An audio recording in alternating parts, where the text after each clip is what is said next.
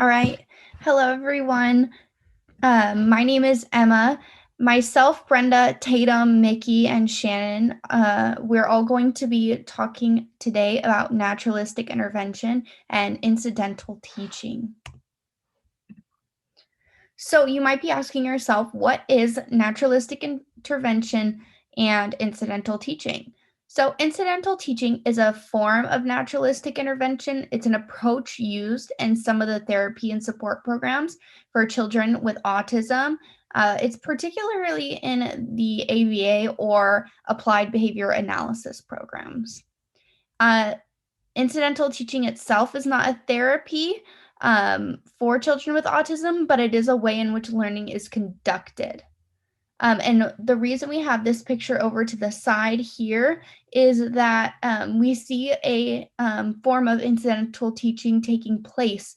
We see that the two people in the photo here are learning how to have conversation. Even if the child is not verbal, they could still be learning to do the back and forth conversation through the blocks that they're using as telephones. So again, talking about what is naturalistic intervention and incidental teaching. It is what therapists, teachers, and or parents are using when they are utilizing natural opportunities for learning, like play, like we saw in the last slide on that photo, to develop children's skills. They reinforce children's attempts to behave in a desired way as children get closer to the desired behavior. Again, we see here, the child might just be playing with these letter blocks here, but they are also learning the alphabet, whether they're learning the actual letters themselves or just what they look like. I mean, that's it's just a step forward, and utilizing play in that can cause like an incidental learning, like it's called, but they just get to know it without there being a lot of work involved. They think they're just playing, and so this incidental teaching has been really valuable to children, especially with autism. So incidental teaching is used to improve language and other communication skills in children with autism. Incidental teaching also aims to help transfer skills from one situation to another and to encourage them to start conversations. This is a big thing in incidental teaching. The reason that it works so well when you're teaching these kids through play is that they are not being taught something in a structured environment.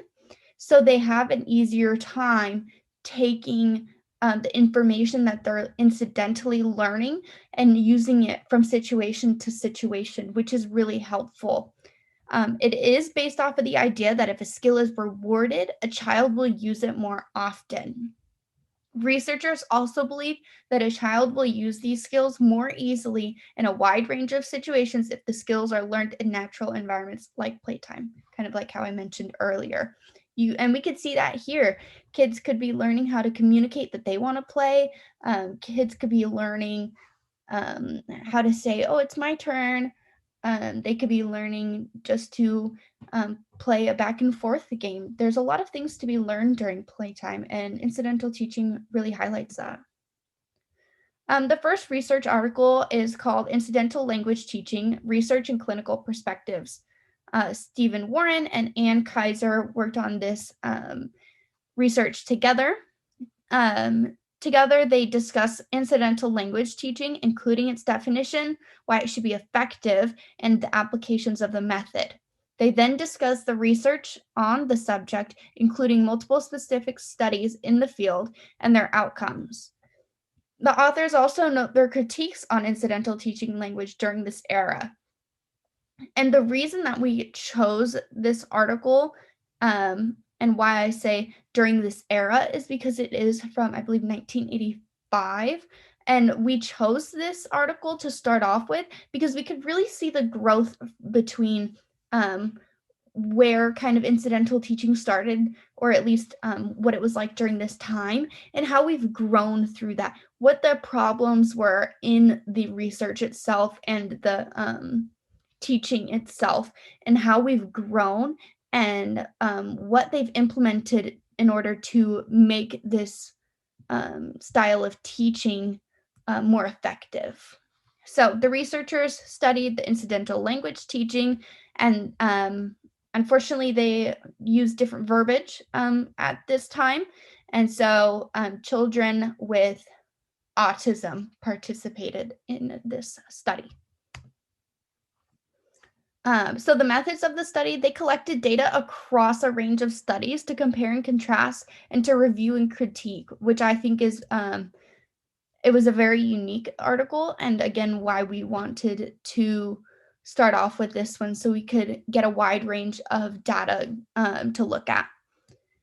Findings, this is a direct quote from the article.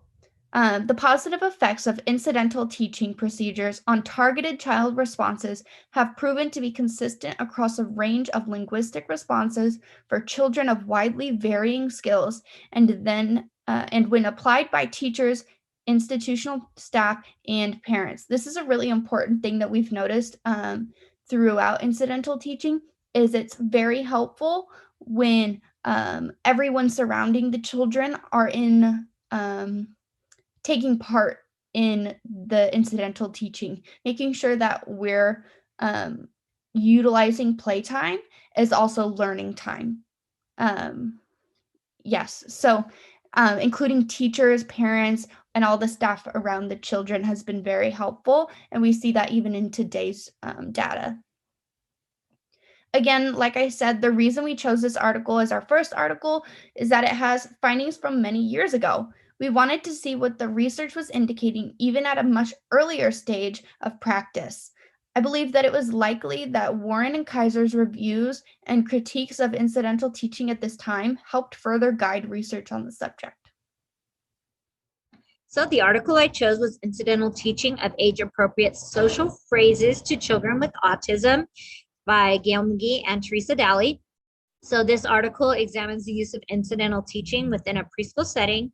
There were 3 boys involved in this experiment, and the experiment was implemented throughout the day, normal routines and activities that the boys would be participating in regardless of whether or not this experiment was going on. And the experiment consisted of 5 phases. They wanted to teach the boys 2 phrases. The initial phrase was all right, and the second phrase being, you know what. They followed through with the phases. They had a prompting phase, and then also a final fading of all the prompts. And so this study examined whether incidental teaching could be effective in promoting the use of social phrases by children with autism. So the 3 preschool aged boys, one was 5 years, 2 months, one was 4 years, 11 months, and one child was 4 years, 9 months. And there were also 4 typical children, 3 boys and 1 girls. However, they were present throughout the sessions, but they did not receive direct instructions. So a multiple baseline design demonstrated that introduction of incidental teaching yielded immediate use of the targeted social phrases. And what else was really neat about this was that the boys also learned other phrases and other words, and their vocabulary increased quite a bit. Also, when they were doing the prompts, as Professor Hami mentioned, they did use least intrusive prompts and then gradually increased the intrusiveness of those prompts. So they may have started with just a gestural prompt or like a look, and then a verbal prompt. And then if the boys still were not saying it, they might say all right, or say, you know what. And the boys were, they were given reinforcements. There was a box of reinforcers that the teacher had provided, and they actually set out the reinforcers to see what the children were interested in prior to starting this. But the reinforcers were contingent upon whether or not the children actually use the phrases. However, if they use the phrases even partially, perhaps saying right or you know, they were still given a reinforcer. And then this says a practical manner of implementing the reported intervention in a preschool classroom is to target a lunch word, which is a phrase I've never actually heard of, but I'm assuming it's a phrase or words that would be popular among students in a lunchroom. So saying cool and yes. And so they wanted to get students engaged in the phrases that they're saying, not just with each other, but with peers as well. And so the article had also talked about one study where they implemented knock knock jokes, but after some time they realized that that might not have been the best idea because families were becoming annoyed with the knock knock jokes at home. So these phrases that they were teaching these children were phrases that would be useful for them in a generalized setting. So that was really important to note. And then, so this EVP can be implemented in the classroom. So you want to follow the child's lead. If you see a child playing with something, you don't want to try to distract them or say, hey, let's go play with this over here. You want to follow their lead and you want to kind of go with what they have. You can, if they have a yellow truck, but you want to talk about just trucks in general, you know, they have a yellow one. So ask them questions about that. What color's the truck? Say yellow.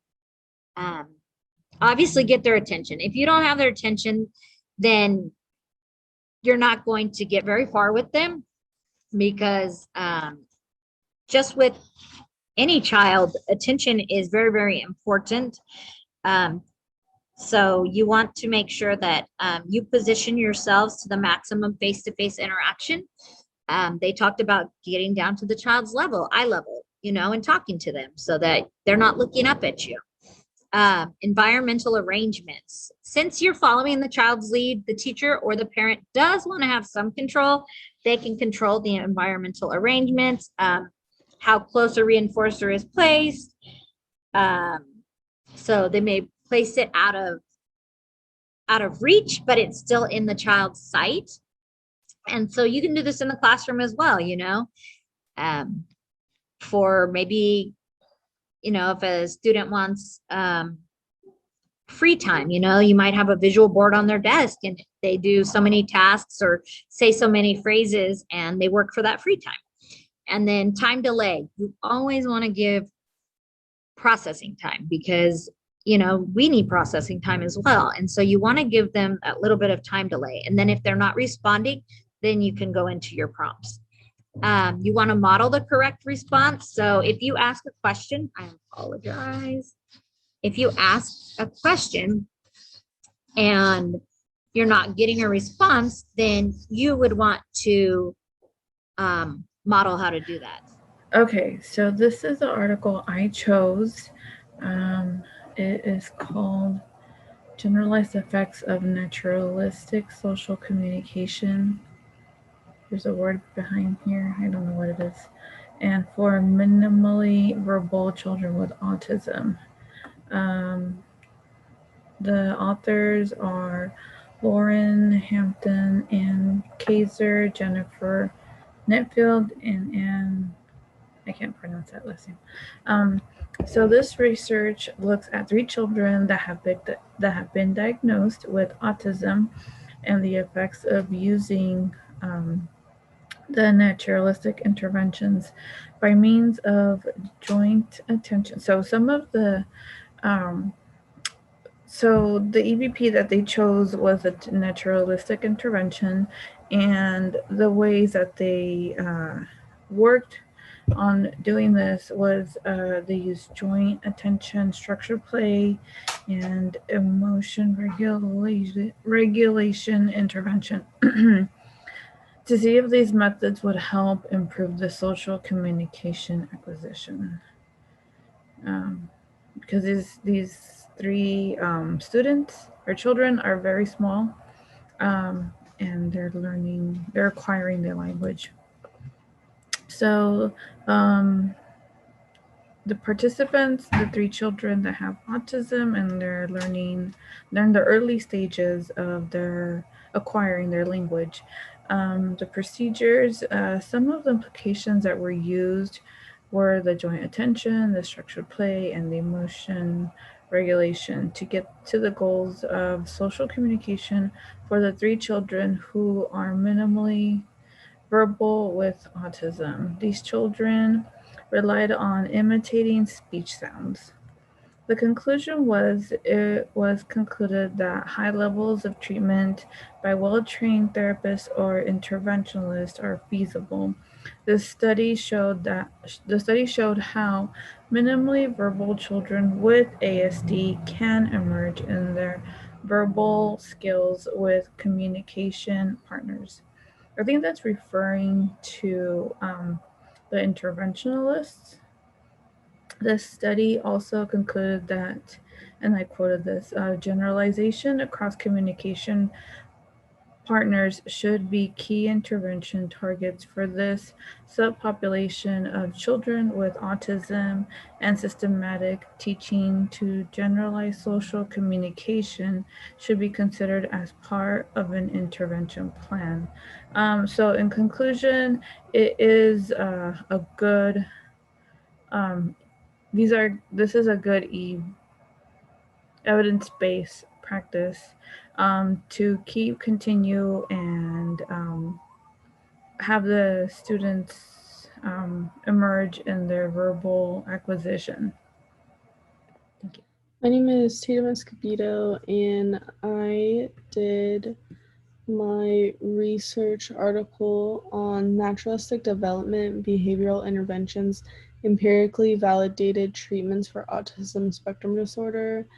And there was a lot of authors for this one. There was Laura Schaberman, Geraldine Dawson, Aubryn Stammer, Rebecca Landa, Sally Rogers, Gail McGee, Connie Kasari, Brooke Ingersoll, Ann Kaiser, Yvonne Brucema, Aaron McNary, Amy Weatherby, and Alicia Holiday. And so pretty much this summary is, it was just research done by this group of people, and they just took all these other studies that were done by other people with that had previously studied naturalistic approach with autism spectrum disorder, and they went over all of these studies together and were trying to decide whether it was still good to be used as a reinforcer or if we should be using something else. So this is the review of the literature. The question that was really posed was whether it was still a great approach or it needed to be changed just because it was being used a lot more frequently. And the backbone of this was the Lovas experiments. They referenced it a lot, and it began in the 80s to the 90s. The study of like this ABA with the naturalistic approach, but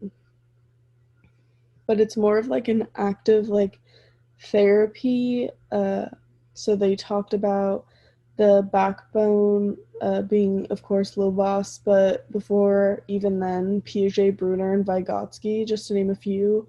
They said the best way to learn was through active participation, and so that's kind of what the naturalistic approach focuses on. It's more of like letting the child play in their natural state and with things that they want to play with. And over time, they actually had to reduce dependence on prompts, and more natural sounding language with meaning, and they're being able to be integrated into the real world, which just means they are able to go to school and stuff. And it's also an approach that's used a lot in the family because they're able to use it outside of just the therapy. And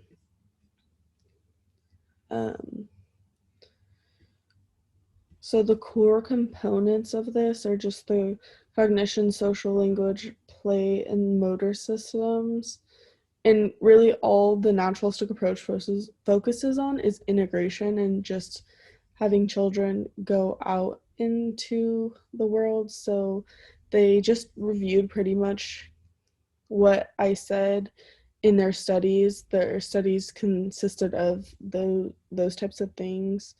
And so they found that in the conclusion that like with this child-led / parent-led approach, that children were actually being able to communicate better, and they had better language, they had better social behavior.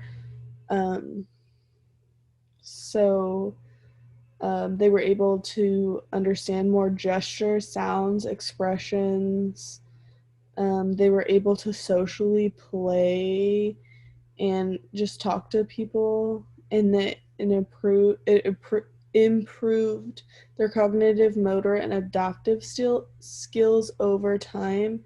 So the conclusion is that the naturalistic approach is still a really effective one, even though it is so old, although they are working on some efficacy for students in this therapy approach, just to make it even better, because it seems like it is working pretty well. So they're saying that it's a very effective approach that we should still be using.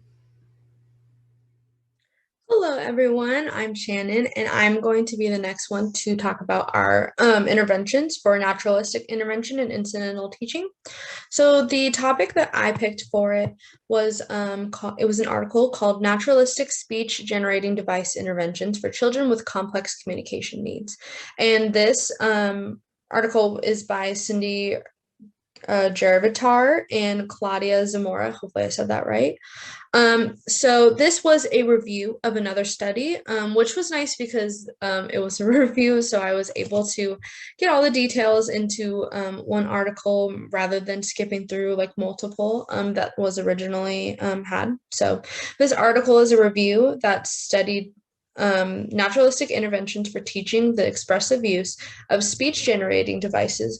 Speech generating devices, for example, that I know a lot of college students use is talk to text on their phones or even on their laptops and stuff like that. So those are speech generating devices, and they have ones that are for kids that are nonverbal. So it is teaching the expressive use of SGDs, which is what I'll be referring to them as, to children with complex communication needs. They study what interventions are most common and examines the outcomes of these interventions.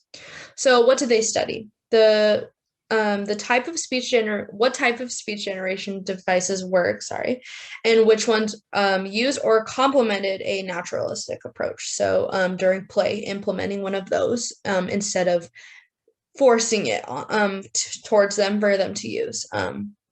Who participated in the study? So overall, there was about 83 participants, but they narrowed it down to one single study eventually, and it was 32 individuals with different disabilities. These students were preschool aged, elementary school age, and secondary school age, so ages about 3 to 21 years old. The disabilities included cerebral palsy, Down syndrome, intellectual disabilities, autism spectrum disorder, and speech disorders. The methods of study. So students were picked based off of non-developmental disabilities, meaning that the disability had to be since birth. So basically, they closed off the study to those, like say you had a stroke and then after your stroke you were nonverbal. They wanted the study to be based off of non-developmental ones. So if you have a child with autism spectrum disorder that has been nonverbal for since birth, then you're eligible for the study. Students were put in different environments, so school, play, home, stuff like that. And the SGDs were implemented in a naturalistic way, such as using a speech tool when asking to play, as a child would if they were verbal. So instead of me asking the student like, oh, would you like to play, I would press a button, if that was what they were using, I'd press a button that says play, and then like the student would be able to press the button back to me and be like, play. So then, okay, we're playing. The results, 19 of the 32 participants had a 100% success rate, which is very good. And 13 of them had inconclusive, so no improvement, or they were mixed results, not up to 100% like the other 19. So if you were part of the 13, like you could have had a 75% rate and you would be in the 13 that were inconclusive. They only put 100% into this success rate. So I think that's pretty well, because students, don't always do it, but at least we students don't always learn the same way. They're not always at the same speed as the student next to them, especially when you have disorders like this. So I think it's cool that they put it in. Only 19 of them got 100%, because the other students might have had even just a little bit of improvement. This means that naturalistic approaches for SGZs were successful and improved the communication ability of those 19. This included students being able to use the SGD appropriately, learned new communication skills, improved on their speech, and we learned that this method can be used as a primary intervention. So implementations for the practice. Text-to-speech devices were used, phones, computers, toys that talk or interactive toys, and personal digital assistants all have the potential to improve communication ability, just as pictures and picture books are able to help students who are who have nonverbal communication, as well as sign language. This is simply another form of communication. So what I thought that was interesting about that was, when I was growing up, I had a friend of mine who had a little brother who was very high severe on the autism spectrum disorder, and his form of communication was just pictures. They had a chart in their house, big as the wall behind me, and if he wanted something, he would pull a card out of the chart that they had, because they were in pockets, and if he was hungry, it would have a picture of food, and then it would say hungry on it. So in place of that, they have devices that are like handheld, and you press on a little button and it'll have different buttons for different things, like hungry, potty for like the very little kids, tired, sleep, stuff like that. So they would be able to press it, and then the parents were able to record their voices on those devices and be used to them. So then that way it is more naturalistic, because it feels like the student is connecting with their parents rather than just a device. So that was my presentation for my specific review of the literature. So I hope you enjoy, and I hope you enjoy the rest of the presentation. Thank you. So this EVP can be implemented in the classroom. So you want to follow the child's lead. If you see a child playing with something, you don't want to try to distract them or say, hey, let's go play with this over here. You want to follow their lead, and you want to kind of go with what they have. You can, if they have a yellow truck, but you want to talk about just trucks in general, they have a yellow one. So ask them questions about that. What color is the truck? Say yellow. Obviously get their attention. If you don't have their attention, then you're not going to get very far with them, because just with any child, attention is very, very important. So you want to make sure that you position yourselves to the maximum face-to-face interaction. They talked about getting down to the child's level, eye level, and talking to them so that they're not looking up at you. Environmental arrangements. Since you're following the child's lead, the teacher or the parent does want to have some control.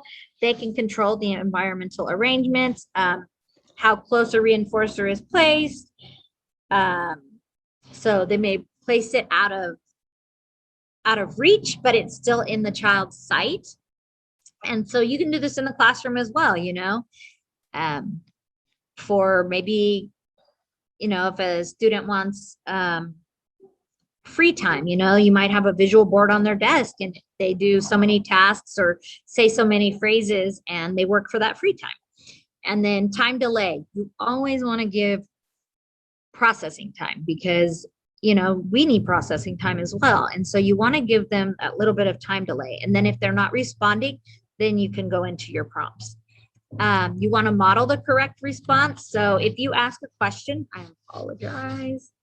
If you ask a question and you're not getting a response, then you would want to model how to do that. So for instance, if a student might be walking by somebody in the morning and somebody says, good morning, and they just keep walking, you might want to stop them and say good morning. Or you might want to say, good morning, how are you today? And just by hearing you do that and seeing you do that, they may pick up on that. If not, you might prompt them, say, good morning, they were talking to you. And then, of course, have your reinforcers contingent. You don't want to just give them reinforcers for everything. Like, oh, good job. You were pointing at those. You must have wanted them. No, if they want something, like for instance, they're pointing at a bag of chips. What is this? And they just keep pointing. Well, what do you want? I don't know what you want.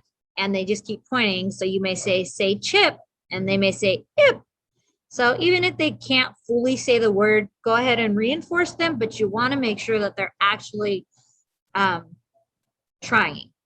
And then repetition, of course. Repetition is very, very important because, I'm sorry, I don't know why this keeps changing.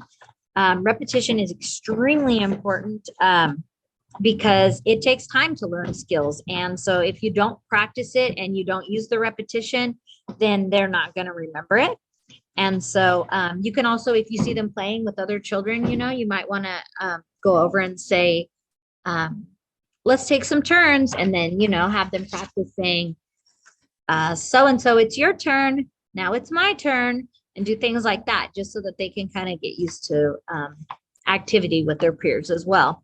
And then, of course, varying the difficulty. So a child who experiences success while being challenged is going to be so much happier than a child that is challenged to an extent that they're not going to succeed, because most of the time they're just going to shut down.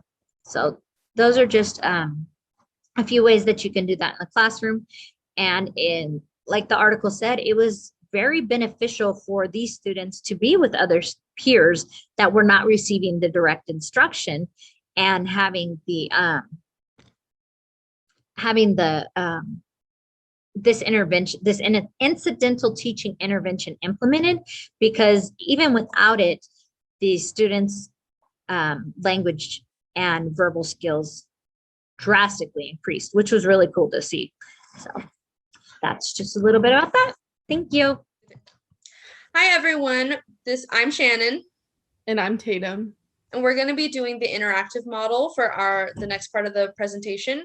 First, we are going to do a teacher and student role, and then we're going to switch and do the child interactive learning episode. So I'm going to start off, and I'm going to be the teacher, and then Tatum is going to be the student. So Tatum, what is like, what letter is that? A. Okay, can you think of a word that starts with A? Ant. Ant, perfect. Okay, what is B. B, awesome. Can you think of a word for that one? Beach. Beach, okay. So next we're going to do G. What is G? What letter is that? G. G, perfect. Can you think of a word that starts with G? Go. Go, perfect. Okay, and our last one that we're going to do is V. What is V? V. V, okay, and then a word? Violin. Violin, perfect.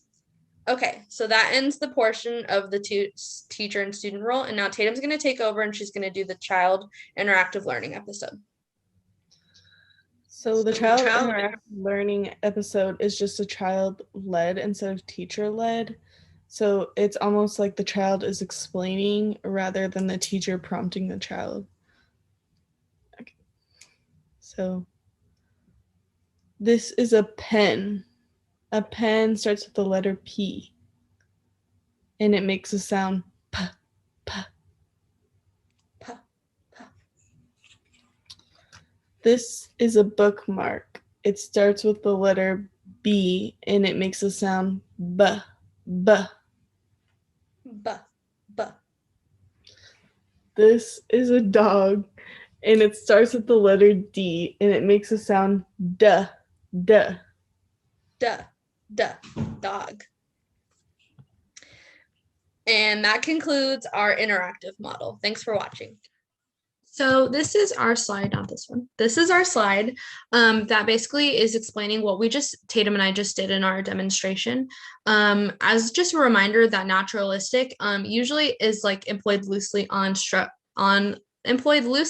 structured settings, typically in the natural environment, as means of like promoting motivation or just having like a peaceful like interaction between, any two individuals. So in this case, the teacher and the student. So this is our slide explaining what we have done in the video. The naturalistic approach is to be done in a calm, peaceful environment for the child, like I just said.